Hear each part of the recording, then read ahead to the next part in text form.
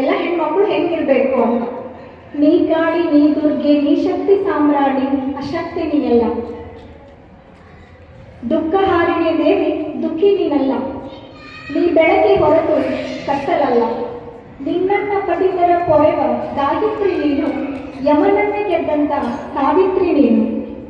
ಜನಕನ ಸಭೆಯಲ್ಲಿ ಯಾಜ್ಞವಲ್ಕನನ್ನು ಎದುರಿಸಿದ ಗಾರ್ಗೆ ನೀನು.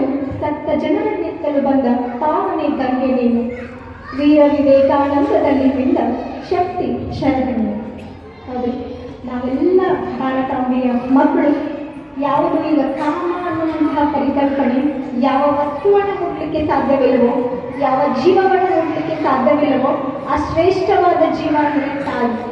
ನಮ್ಮ ಭಾರತ ದೇಶವನ್ನು ನಾವು ಭಾರತ ಪಿತ ಅಂತ ಕರೀಲಿಲ್ಲ, ಭಾರತ ಮಾತೆ ಅಂತ ಕರೆದು ನಾವೆಲ್ಲ ಭಾರತ ಮಾತೆಯನ್ನು ಪ್ರತಿನಿಧಿಸುವಂತಹ ಸಣ್ಣ ಸಣ್ಣ